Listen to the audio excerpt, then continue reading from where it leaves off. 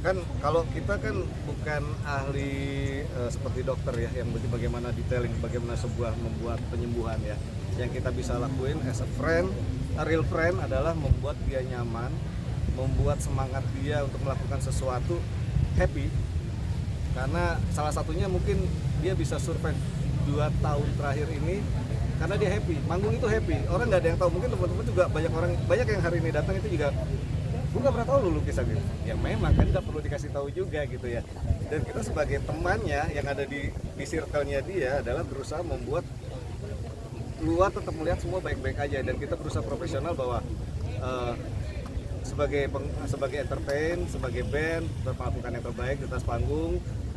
Ya kalau memang tidak perlu dikasih tahu, tidak perlu, karena itu biar jadi privasinya Lucky, karena itu kan satu proses psikis ya, penyakit itu psikis, karena yang kita jaga adalah psikisnya harus tetap baik. Dengan psikisnya baik, imunnya akan tetap menjaga dia happy, imunnya terjaga sehingga dia bisa sampai ya 2 tahun bertahan. Tapi sempat menerapkan aturan sendiri nggak sih ketika mungkin tahu disakit kok tidak boleh harus capek atau apa segala macam? Sebenarnya usaha kita sudah membuat contoh adalah mulai memilih untuk kita ambilnya di kota-kota besar aja. Tapi ternyata Oki, kita manggilnya Oki kan. Oki ini tipe orang yang memang selalu bersemangat,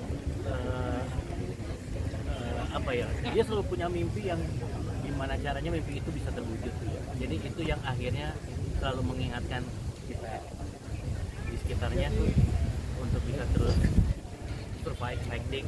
Salah satunya dari Lucky.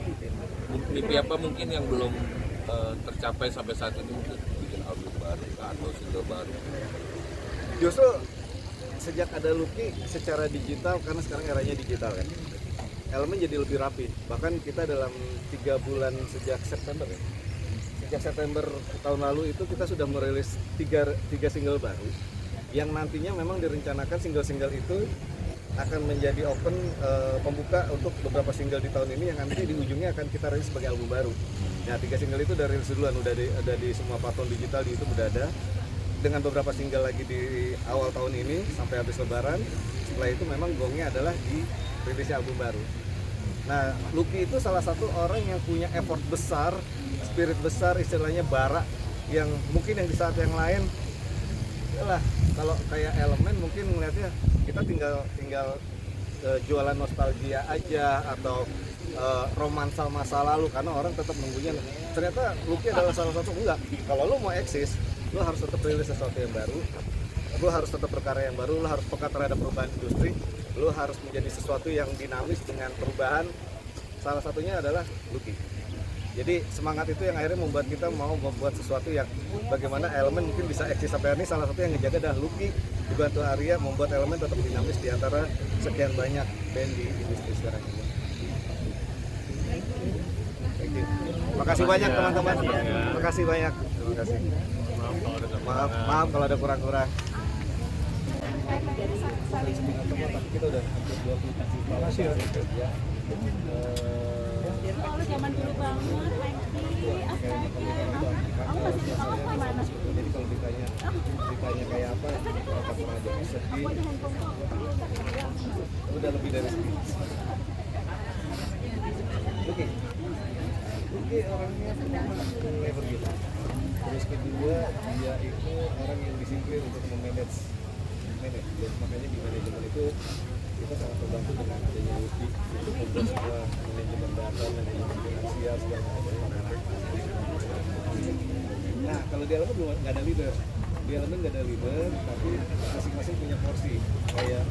Kayak Didi mungkin kan dia lebih, memang program leadernya komisarisnya Didi, tapi bisnis bisnis manajernya Arya. Tapi untuk finance dan segala data digital itu